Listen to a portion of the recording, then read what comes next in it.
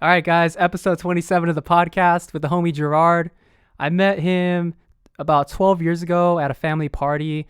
We were skating together and we went our separate ways, and I've never seen him until last year of 2020.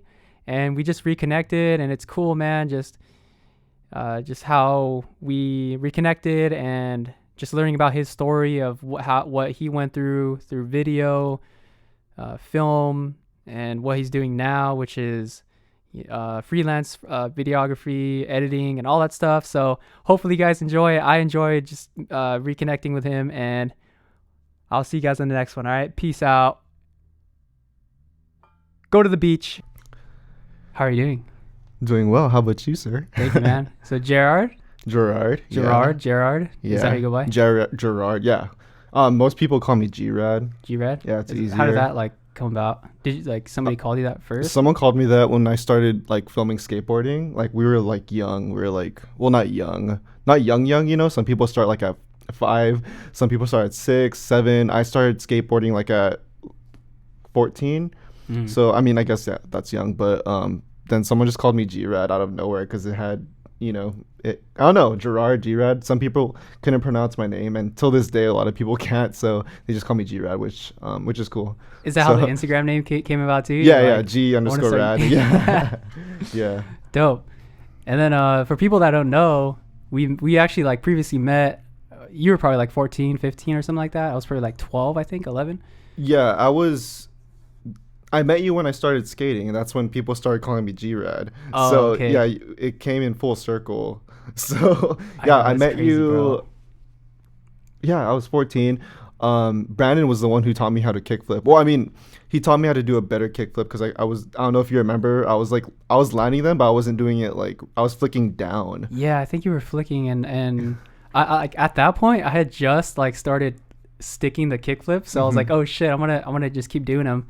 And then, so keep in mind, this was at a party in Camarillo somewhere. I was 11, you were probably 13, 14. Yeah. And yeah, I saw Gerard skating, and I was like, yo, I brought my skateboard, let's skate.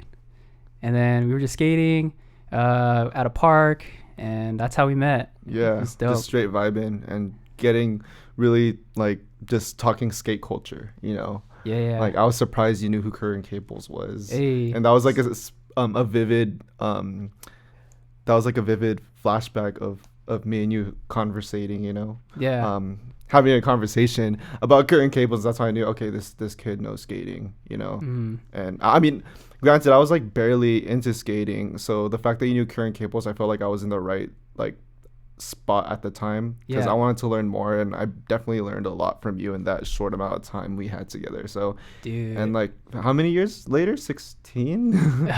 Dude, 16 years 12 later? I think, probably 12 years later. Yeah. So and then so we got this studio space, and then Rodrigo had a commercial shoot that you guys were doing, and then you came through, and then it wasn't until after you messaged me, I remember you're like, yo, I think I know you. Yeah. Yeah, you crazy. dress the same. It's a compliment. You have a pretty, I fuck with your style. Oh. No, dude, you're good. I fuck with your style. So when I met you, I remember you had a mohawk. You were still skating, you were still wearing those old school Vans. Yeah. Vans. So that's why I was like, yeah, this kid has style, mad style, So and that's when I realized, oh, I met him. He taught me how to kickflip 15 years ago. So now we're here. So yeah, it's dope. And it's crazy just running. The world is so small, and I thought I'd never see you again too. So I was like, even recently I told you I was like, where did that dude go? That we met, that we skated one time, and then all of a sudden we reconnected. So yeah, and now we're getting closer. So yeah, in a short amount of time. So yeah, it came in full circle that day. It's crazy. Yep. Okay, so after the skating, in between that time, so you were filming videos for skate videos. Yes. So how did that go? What kind of camera did you use? What got you into video specifically? Bro, Can you just get a little bit closer to the mic? There you go. Thank you. Bro, so my trajectory, it switched real quick, I've always told myself I want to get into filmmaking, you know, but I put that passion aside once I found out that you can do cool ass tricks on a skateboard, you know. And when I was getting good, there are obviously kids um better than me. So I didn't want to jump off the stairs, you know. I thought, okay, let me just film them doing tricks, you know.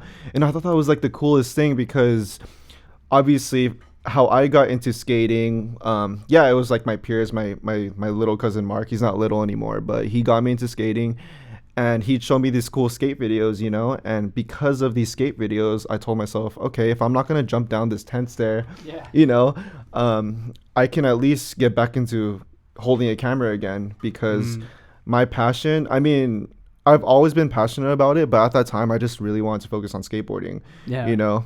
And what better way to do it, you know, get your passion back while doing something you love, you know, filming what you love doing. So I started filming all my friends making these little YouTube montages, you know, Yeah. Yeah. throughout my high school trajectory. And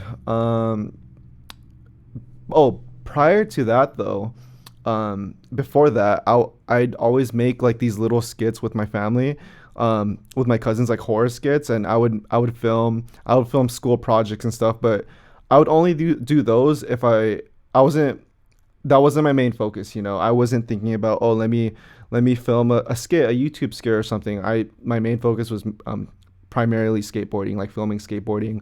And I did want to make a career out of it. So and I ended up doing that, but that's like a whole nother story. So what age like were you filming those skits at? Do you remember? Like was it 16, 15? Those skits, I Or was like actually was that early on? Like early? this was before skateboarding. Okay. So I was always into horror films. Not necessarily like torture porn horror films, but like, you know, ones that have slow pacing, ones that have like a story, you know, not just something where someone dies.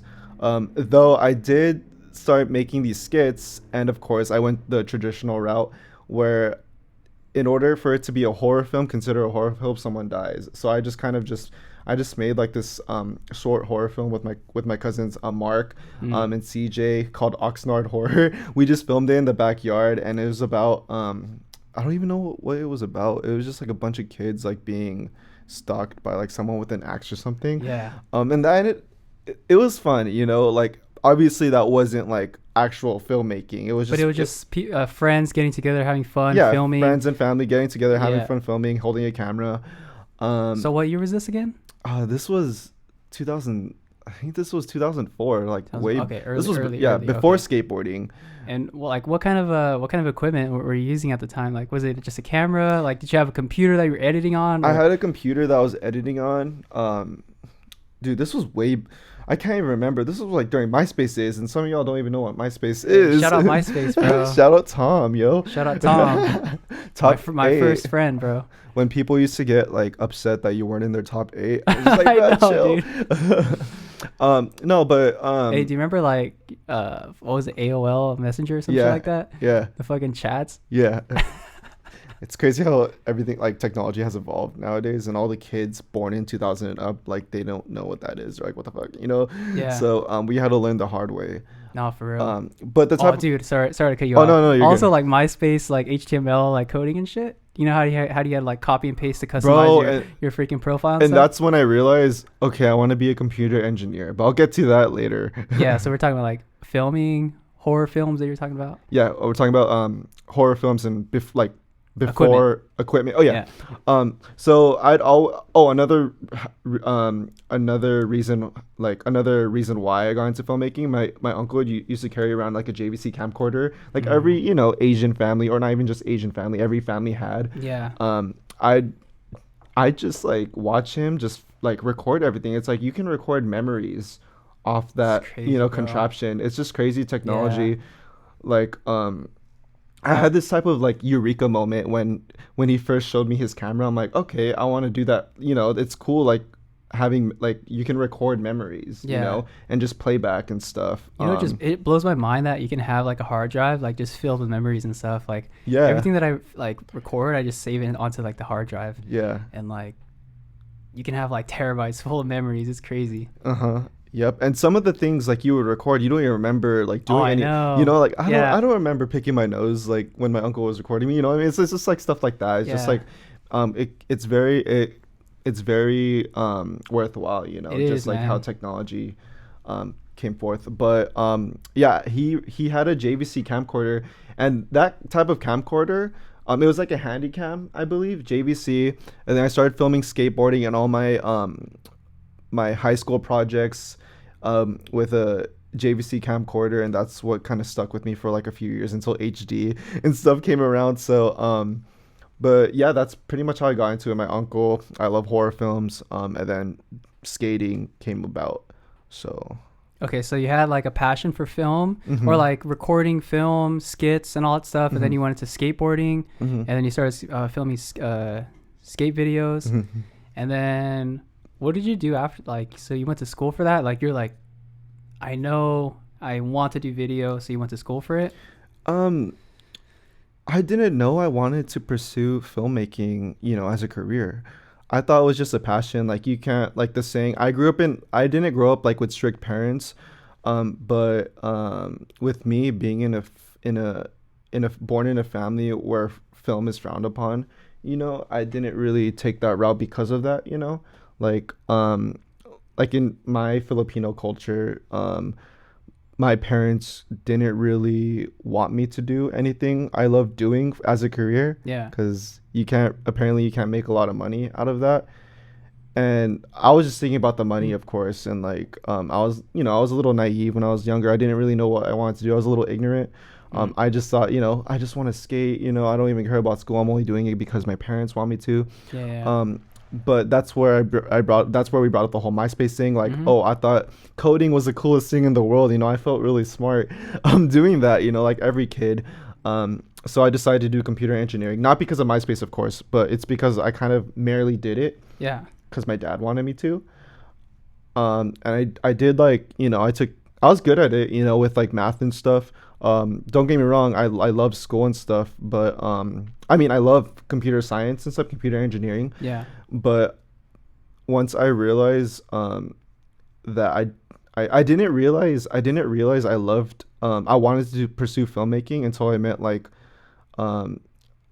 like a few individuals, Mm. you know, and those people I'm forgetting names already. Yeah. So sorry if you're watching this, but I mean my cousin, you know, my cousin Mark, and like a lot of people knew filmmaking was my thing. So that kind of like, and a lot of people would tell me just do film, you know. My sisters would tell me that, Mm. and and I told myself, screw it, like let's just see where this takes me, you know. And I ended up transferring from VC to Northridge for the cinema and television program. Mm. And since then, it's like, okay, you know, this is my thing. You know, I took a lot of film classes. I didn't take a lot of like production classes. I just took mainly marketing and stuff, and that's what led me to another thing, which we'll talk about later on. Yeah. But I was still, you know, I was my main focus, get the college experience. I got that, you know, um, get get more knowledge in film, you know, film history and stuff, because I don't want to just film and not know the history behind it, you know, because I think Mm. I fucked with that. I thought that was like really cool and stuff, like getting to educate yourself and writing papers based on what you love, you know. Yeah. I did that. What was the kind of stuff you were learning in like history, the Mhm. history of film? So I took a few classes like introduction to cinema. Like the first, some of the stuff I've learned was like the first camera I ever built. Dope. You know, and it ranges from that, like the history, the actual history, to like women in film, women in horror, um, black people in film, you know, black directors. Like it's just it's just very versatile, you know, Mm. because film is very narcissistic and political, and you gotta. I feel like it is important to kind of know like the history behind it and like why certain things are today, you know. And I've learned a lot in regards to that sense, you know. Mm. Of that nature, like the history and stuff. And I think I'm a little less ignorant now in regards to like the history and stuff. And yeah, it I'm like in loss of words right now, but Yeah. I learned a lot from that. Okay. But I also learned like marketing and stuff, and I'll get to that later on because like my trajectory is really weird. Okay, so you didn't major in film. You just like did marketing, or did you do like what was your major? Did you major? Oh, it was broad. My major, I got a bachelor's of arts in cinema and television, but it's very broad because there's like 6 categories. Mine was I emphasize in multimedia, so I learned the history, I learned the marketing. I didn't learn any hands-on production, so Yeah. like that's where I feel you don't really need to go to school. I'm not saying don't go to school, but like the job I have now, I will get to that later on. Like Yeah. you really don't need a degree. But school's always, there's nothing wrong with school and like learning and stuff. No, for sure. But I did that. I went to school. My main focus honestly was trying to build a YouTube channel, and work with this dude named Nigel K. Alexander. He's like a big YouTuber. He's worked with like Nike SB. What else? Primitive, Mountain Dew and stuff. And once I've been following him since I was little, I've been watching his YouTube videos and stuff. Yeah. And is there anything else before I dive deep into that? Is there anything else you'd like me to ask before I dive deep into that? Because that's a whole nother conversation too. No, we're topic. good. Like no, you're good. Keep going. Yeah, I just want to make sure these transitions like flow and make sense. Oh no, you're good. But so I was watching Nigel K. Alexander's NK Vids YouTube channel, and he was just posting YouTube videos, and I thought to myself, okay, I guess that's like a type of industry I want to be in, edit and YouTube, film. Yeah, the YouTube stuff, and that's like that's a whole nother form of entertainment, and that is considered like entertainment. Yeah. So that's what I wanted to do in the entertainment industry, but yeah. I didn't realize. So I keep going back and forth, but that's what I wanted to do, and so I hit up Nigel. Hey, I needed a school internship for one of my classes. I forgot what class it was, but Yeah. I hit him up and said, hey man, like I'm looking for a school internship. Is it cool if I film you? I made it, obviously it was a little professional email. I can't remember exactly what I said. So you found his email? Like how did did he have his email? I think it was his email, or I just DM'd him on Instagram. I think he was very casual about it. Oh, okay. So I think it was DM actually. And I did that, and then he responded. That's cool. He responded out of How did you feel like thousands of applicants. Yeah. Because he has a big following and stuff. So I was like, is this real? Like I kind of I don't know if I got lucky in a sense. It just happened, And then he started bringing me on like Mountain Dew tours and stuff. I started filming his unboxing videos. I started doing stuff with like his old partnerships, and I learned a lot. I learned how to edit. I was an assistant editor with him and a videographer, but I've learned how to use Premiere Pro with him. And I just learned a lot. Like I met Kevin Hart. Like there's just so much like things I've done with him that I'm always going to be grateful for. Nigel's definitely one of those people who like inspired me, and like he's very aspiring to like the younger generation. Were you like, did he have any other editors like he had? I'm pretty sure, or was that like at the time? At the time, no. I was like the only one, but he did have my homie. I'm pretty sure he had like a solid team around him too. No. I mean, he worked by himself. That's and cool. I guess I was his wingman, and that's cool. It just worked out, for like 3 years. But yeah, I did that. I got my experience, and then as time went on, I didn't want to film skateboarding anymore. It's just I want to be versatile with my work. But yeah, I love skateboarding. I got my experience, but it was time for me to kind of move on. I got my experience, and I got a good resume, because of Nigel. I'm always going to be grateful for that. Yeah. And that's what led me to my marketing job, because working with the in the YouTube skate industry. Yeah. I thought to myself again, like, okay, I have a degree, but I feel like I should use it, and also to anyone watching this, take this with a grain of salt, because I'm just talking about obviously my experience. Yeah. But I thought to myself, like, okay, let me let me feel like, my degree was worth it. Because at that time, I didn't need a degree, to work with Nigel. I just needed connections, and he was, I didn't have any connections, so I guess it was kind of lucky. I guess it was kind of luck, but It was luck, but you also like put yourself out there. And, I put myself out there. That's yeah. what like led to the opportunity. It was both like, I don't know. It was both. I think. Yeah, it was both. Honestly, but yeah. So I met up with like a few of my colleagues from college, and they asked me, "What do you want to do?" I want to make films. I don't want to just stick to skating. Yeah. So while obviously I was still working with Nigel, I was writing. I was creating these short films. And So what year was this when you were working with Nigel? Nigel? 2015 to 2019, I believe. It wasn't that long. Yeah. It wasn't that long. Yeah. Cause me, I don't like to settle. Same. So I can't I love all the work, all the connections I was able to, conceive throughout my years, but I can't do one thing and stay there. But yeah, I only worked with Nigel for 4 years, but we still keep in touch, of course. So cool.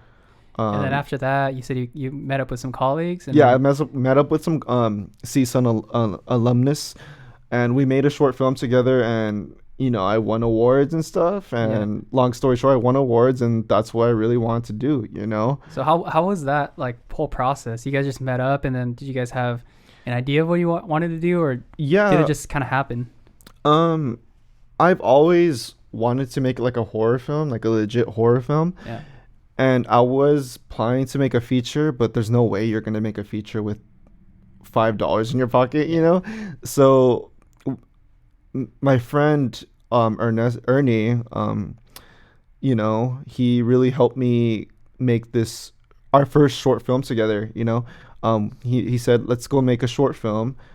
Since I didn't have any prior experience in production, since I went to school only for like the history and marketing and stuff, he really taught me, and all my other friends who joined this project with me. First film was called Wayward Nature. It's now on Amazon Prime. Sorry, subtle flex. Shout out, Amazon Prime. But we did that. We funded that ourselves, because film's expensive. So Ernesto had like the experience of like production, film, all that stuff, and then you and I'm sure your other colleagues had some experience. Well, you gained experience through editing with Nigel, and so he like taught you the production side of it. He did teach me the production side of it. I've learned myself. Like he gave me a few books. I've read a few books. I can't remember. One of them was by Martin Scorsese. And the other one, it was just like I totally forgot what book. My bad, Ernie. But I read a few books, watched a few YouTube videos, watched movies and stuff, and really, really digested like what a film is and how they make it and stuff.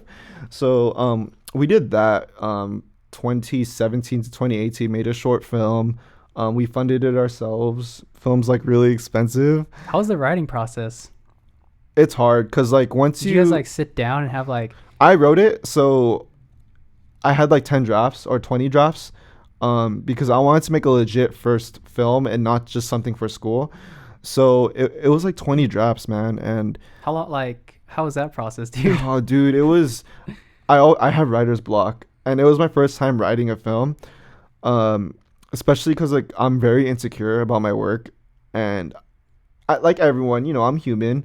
So I just kept changing it, and for the better, I got people's opinions. Yeah. I was pretty open-minded at the point. That's what taught me to be a little bit more open-minded and not just like, just stick to like the first draft, because the first draft's never going to be good. And what you write, it's 100% of it isn't going to be for sure.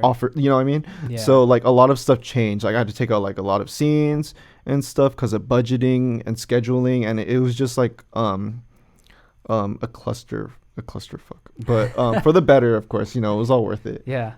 And then so like you had drafts you were doing. Did you like pitch it like to the people and you're like, yo, this is it? Or like you're like, when did you know that you're like, oh shit, this is ready?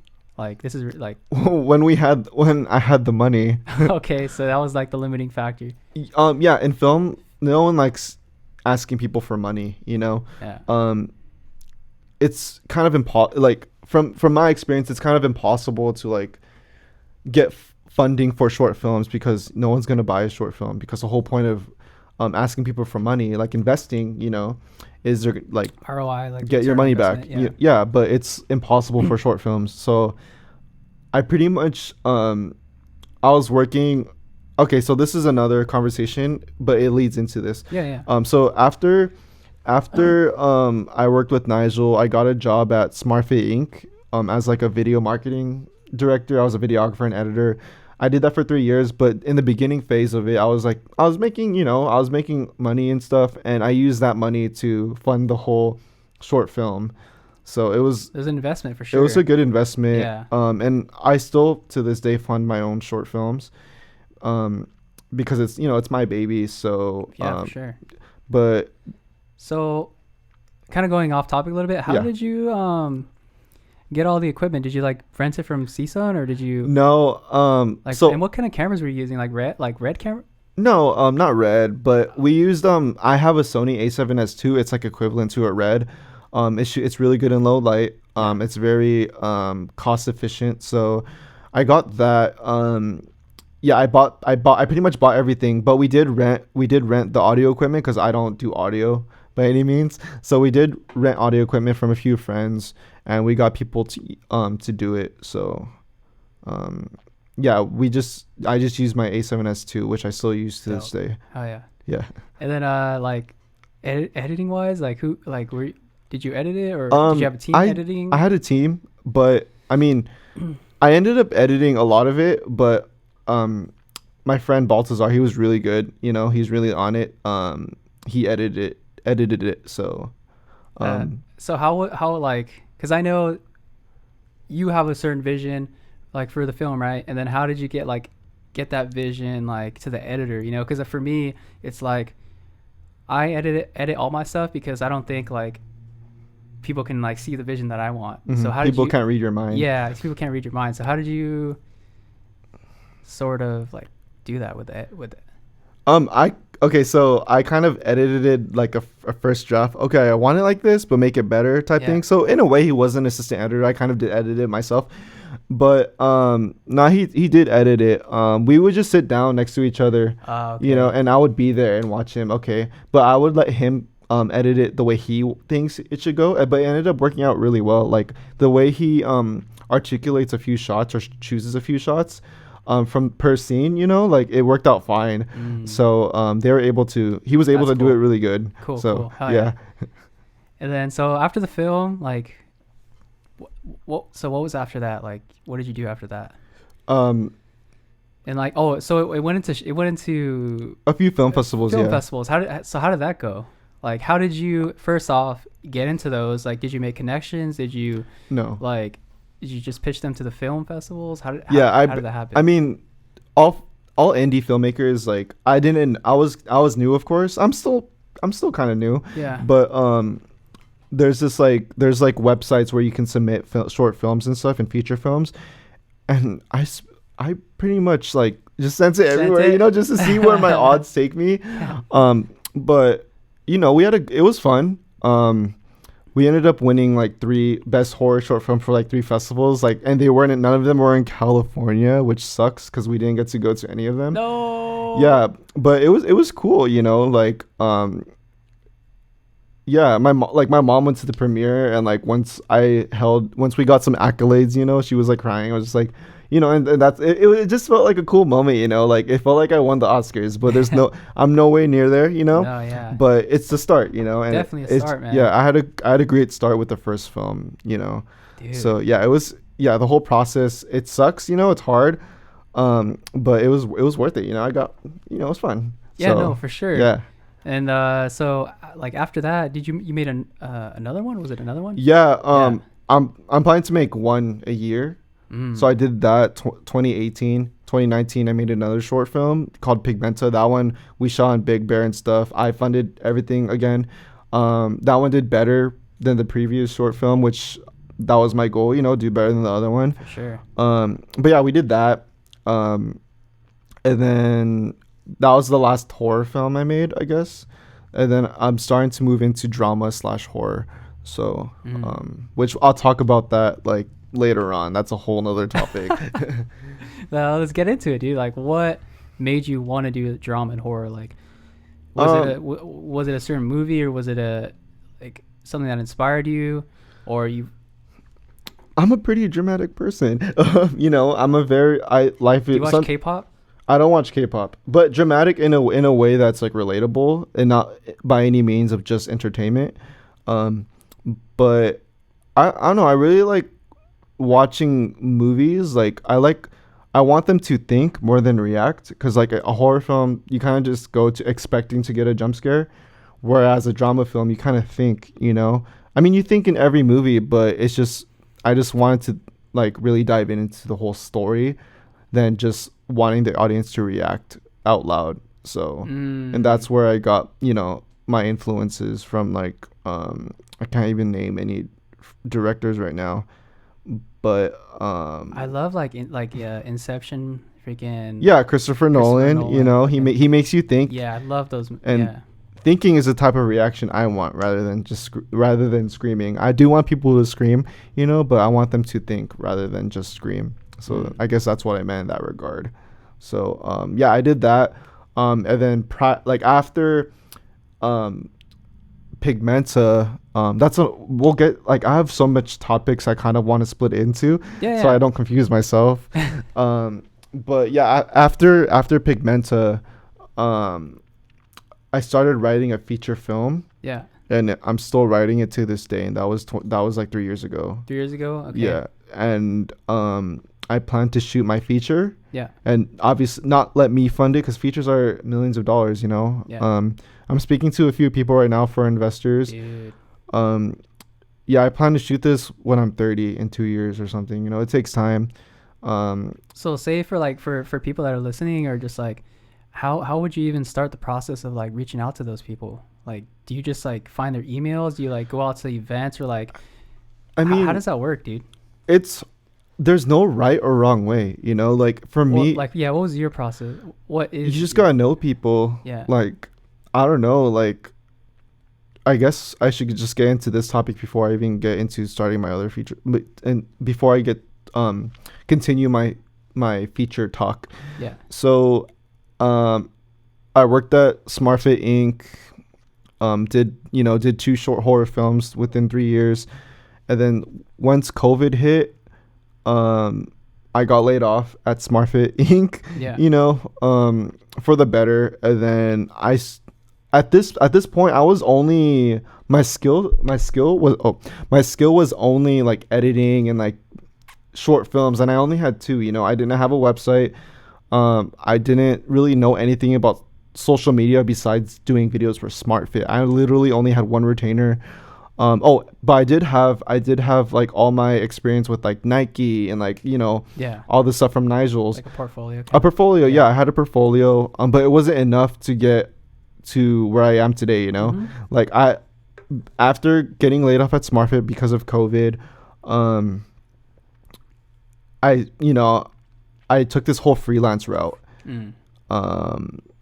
And I don't know if you get any like film people watching, but I guess like I'm gonna get into like the words of advice, like where like how I got, but because I keep getting sidetracked because there's just so much I want to talk about. Much, dude. I should have prepped dude, this. We have so much time, bro. Okay. We have so much time. Cool. So once COVID happened, got laid off, and I thought to myself, okay, how can I spend this time in quarantine really exercising my skill, and heightening my skill. I just started doing these videos, like I know like I'm decent at it, and I thought to myself, okay, why not show people? Because like a lot of people didn't know what I can do. Some people thought I can just do skate videos, and that was like the one thing that people dictated me for, and I didn't like that. That what people dictated me for. Oh, okay. I don't want to portray myself as just like a skate filmmaker, videographer, no disrespect to that, of course, but that's not something I wanted to do or be. Because from what I'm getting from you is that you want to be like diverse. You don't want to just be like put in a box. Like you want to be diverse and like pretty much just not be put in a box. Yeah, I don't want to be stuck in a bubble, because once that pops it's like, now what, you know? Yeah.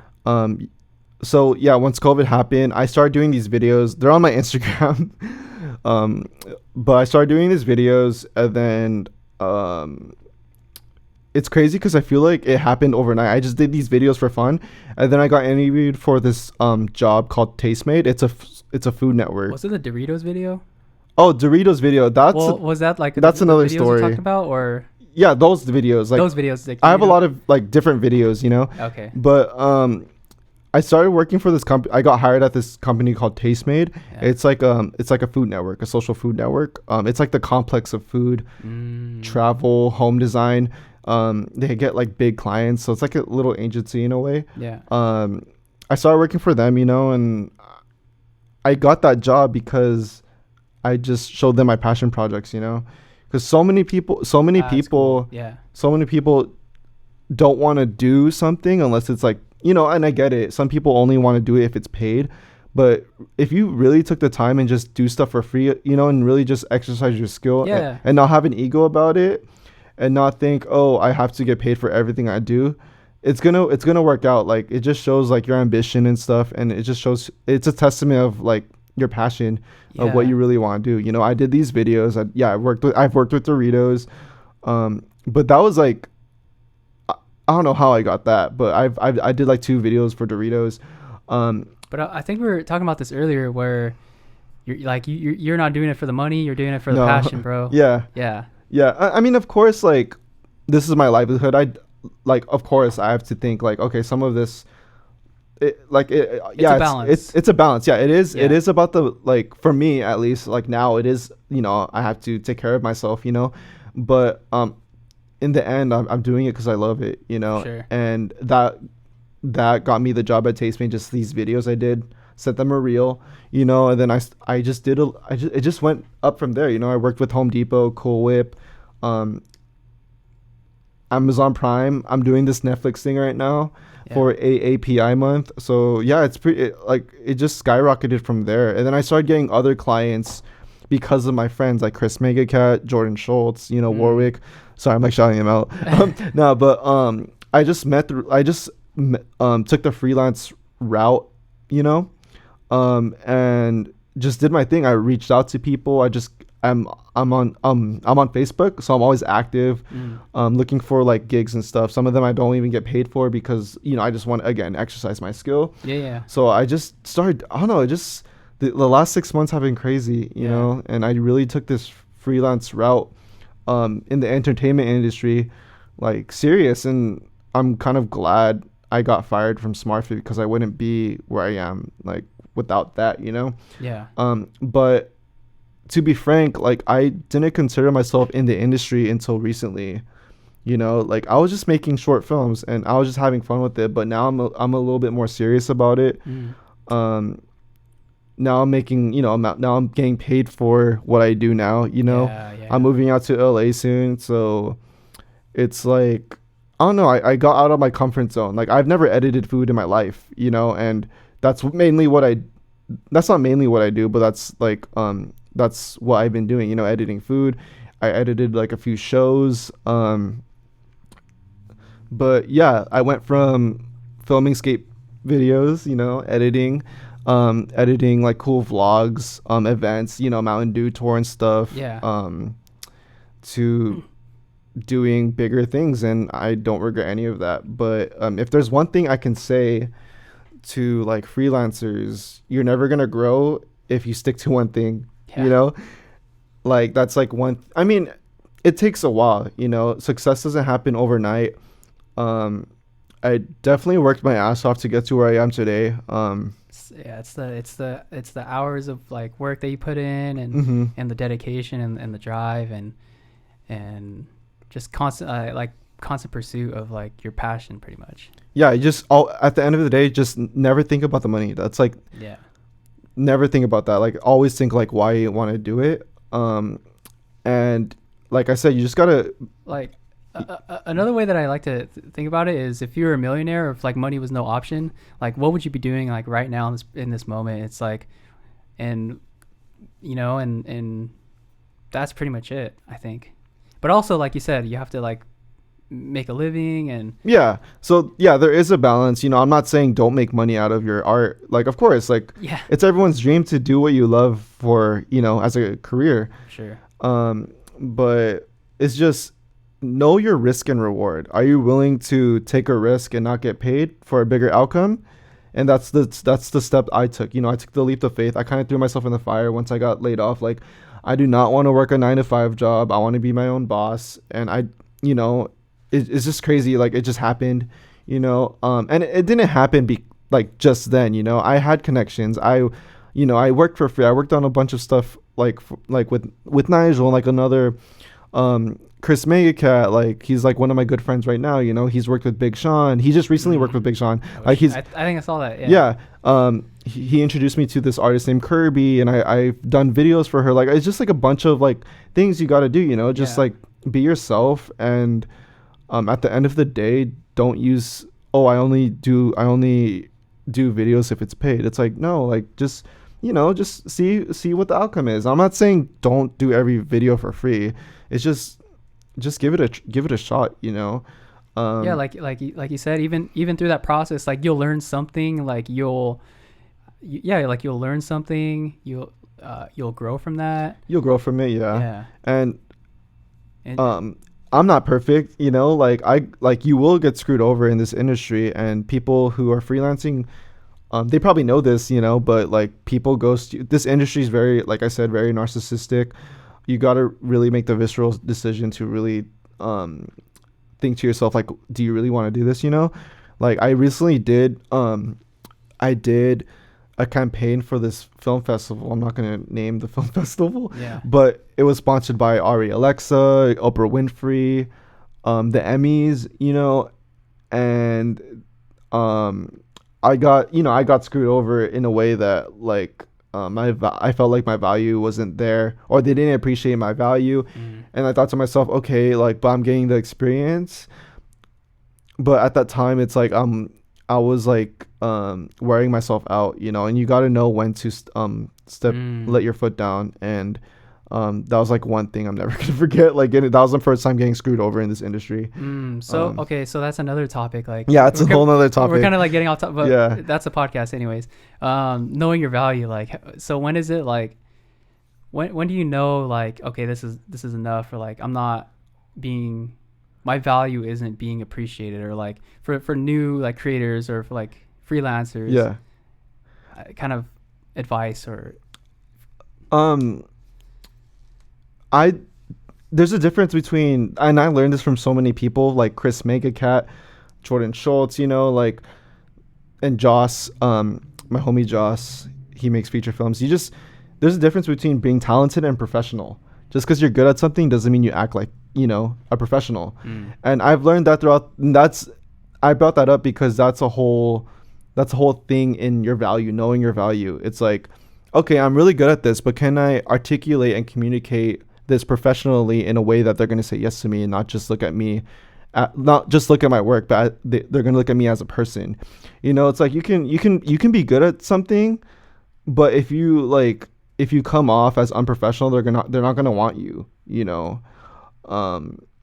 and you got to learn with like not having an ego in this industry. Like you got to learn, you as in the people, like, anyone, you got to learn like, that you need to work with a team, you need to work under people, in order to get these experiences. And if you're not willing to do that, then I mean, that's fine, but you got to work with people in order to like really make it in this industry. And and that's coming from a personal experience. Yeah, no. So anyone listening to this, take it with a grain of salt. But yeah, sorry, we're talking about like how I found my value, right? Or like, you gain this certain amount of experience, and like, when do you know like you're at a certain value, like where you can say yes or no, or like, So sorry, I keep going off topic. Every project's unique, it's just every project's unique. Like I still do free stuff, and it gets me, it gets me somewhere bigger. It gives you the juice. Yeah, it gives me the juice. It gives me the, again, I didn't really consider myself a professional until like 7 months ago. Yeah. You got to have backup. You got to show your work, I feel like, not just give your Instagram. If I introduce you to Steven Spielberg, and oh, it's cool, right? But if you give him your Instagram only, what do you think he's gonna think? Yeah, he's like, exactly. You I see what you're saying. Yeah, and that's where value comes in. In order to show your value, show your have backup. Have like a catalog of stuff. And there's no rush. It's just that if you're expecting like big money, like don't expect it where it's just like by word of mouth. You gotta have proof. You gotta have backup. But I keep getting off topic. But this is all like good information to you. Yeah. But I still don't know my value, if I'm being blunt about it. Because like I said, every project's unique, and you just really got to think, okay, am I willing to do this? The whole risk and reward thing. So I don't really have a precise answer of how to determine value, but every individual should know it. If they're just doing it for the money and they don't have anything to back them up, then I'm not saying they don't have a value. They don't know their value. They're just doing it purely for the money, But I guess I do know my value now. I just, as long as, no one gets taken advantage of, that's all that matters to me. Yeah. Like if I do a project for Lil Wayne and I only get paid $100, it's like, just because I get paid $100 doesn't mean I'm only going to show them it's $100 project. You got to make for me, I make everything seem like it's like a $1 million project. Okay, and that's my mindset. Here's a scenario. Okay, so $100 like to work with Lil Wayne. For me, I'm thinking like, oh shit, $100. It's like Lil Wayne, like there could be like certain connections you would make through that. I don't know. So it's like there's a certain risk and there's a certain reward to that. So it's like, will I be willing to work $100 to be able to potentially make connections with like Lil Wayne or something? I don't know if that makes sense. No, yeah, that's exactly what I'm talking. That's exactly what I'm saying. Yeah. Like that's way more valuable than money, and but that's just how I operate. Again, take this with a grain of salt. Like that's just I would definitely do that for $100. Yes, Yet alone, dude. I'll do it for free. Like just I'll to do it free too. Yeah. just so I can put him on my my website, like and say like you can say like, oh, I've worked with him. Yeah.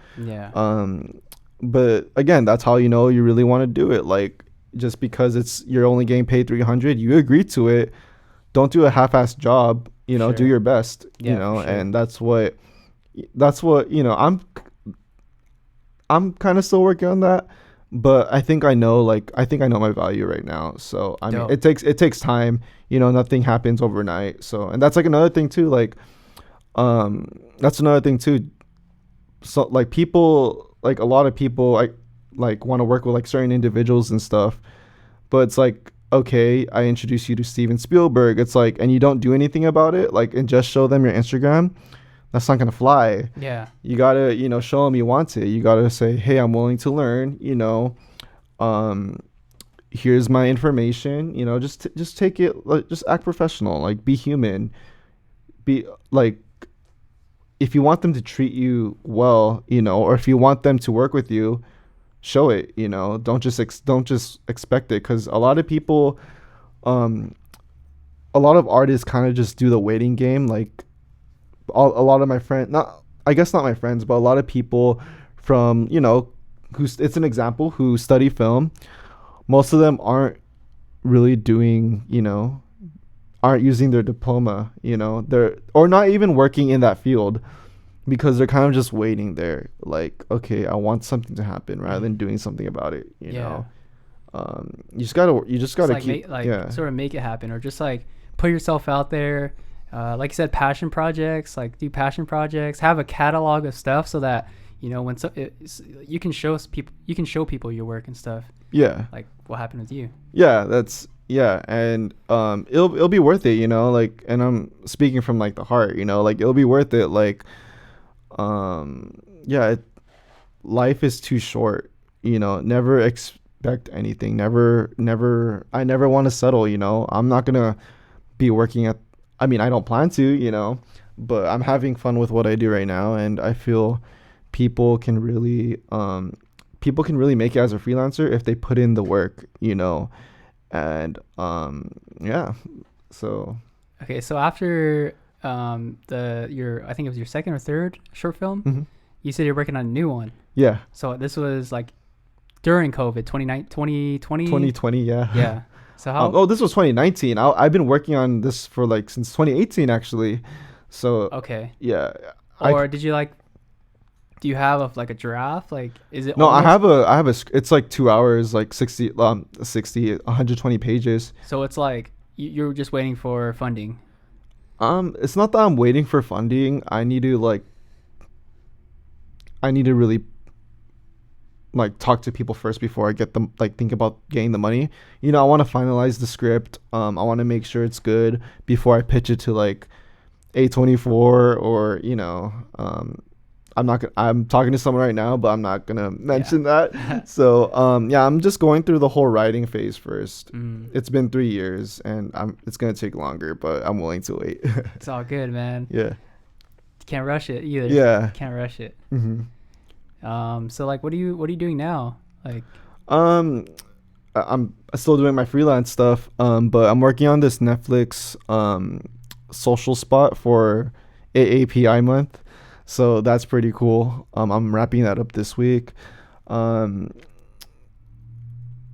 working with this company in Georgia called Third and Wonder Productions. They've worked with like NBC, CBS and stuff. I'm doing something for them. And other stuff I can't really disclose, but I'm working no leaks. Yeah, no leaks. No leaks. I'm working on stuff. I don't think I was supposed to say the Netflix thing either. But I didn't say the title of the project or anything. So, but yeah, I'm working on that. And I'm just working on my feature film and prepping to move out to LA soon. So, dude. Yeah, I mean, I've lived there, CSUN, you know, Yeah. I've lived there before, but I'm just prepping right now, trying to get everything. Did you find a place or like? I found what a place. What was that post you made on Instagram today? Oh, Something about like not. Oh yeah, I found a place, but for personal reasons, I've decided to like not go forward with it. With that specific I feel place. I felt like I was just rushing and stuff. Luckily, I'm doing most of my stuff remotely. I don't even need to move out, but I can't be in Oxnard. No offense to anyone in Oxnard, but I just need to. For me as a person, I need to grow outside of Oxnard, and that's where my like, you know, my main clientele is. Yeah. So in LA. Right there, yeah. Yeah. So it makes sense. Yeah, but yeah, I work remotely right now, and the last place didn't. I don't know. I wasn't feeling it anymore, so I'm just, you know, taking my time to look. So and really just prep, like not rushing, because I kind of just threw myself in the fire by doing that, because I want to leave right away. But I'm taking my time. It's good to take time. No, for sure. Yeah. Hey, where can people find you, bro? Your stuff, your I don't know, whatever you wanna. So I mean, they can find me skating around Oxnard with Branden. We're gonna go right now, actually, after this. But my Instagram is G_rad92, and my website is www.raymondgerardbraza.com. So I hope I didn't mumble with that. So maybe you could, you know, put like a lower third, you know. No, but yeah, if anyone has any questions with like anything, feel free to like, you know, hit me up. So I'm willing to like help out Cool. a few people like in Ventura County, per usual. So yeah. Say if you're like talking to your 18-year-old self, what would you tell him? From all the knowledge that you've learned so far, like what would you like tell your 18-year-old self, or like if you saw him today? I wish I started my career earlier. You know, I wish I was a little bit more serious. Like, you know, I didn't really get serious until recently, until a few months ago, you know, as a full-time freelancer, because I didn't really know what I wanted to do, you know, but, and I rushed, you know, when I was 18, when I was younger, I rushed, oh yeah, I'm going to be a computer engineer, but it's okay to take time, you know. Success doesn't happen overnight. You just got to put in the work, and nothing can be handed to you, you know. So many people want to work with me, but they expect they're going to get paid like thousands. I don't even make a lot, you know what I mean? But they just want to they expect, you know, oh, I'm gonna be making so much money doing these. It's like, no, like know your worth first. Show that you're worth that, Like and providing value too. providing value, Yeah. of course, like definitely. But yeah, if I would tell my 18-year-old self, I still tell myself this, like like it doesn't matter like how you get there, it matters where you end up, and that's a common saying, Yeah, yeah. and that's something I kind of, it stuck with me, and it's still instilled in my brain. So yeah. All right. Well, Gerard, appreciate you. Appreciate you. Thank you for having me. Yeah, it's all good, man. Skate soon or skate? Let's go skate. Let's go. Let's go. All right. Thanks, brother.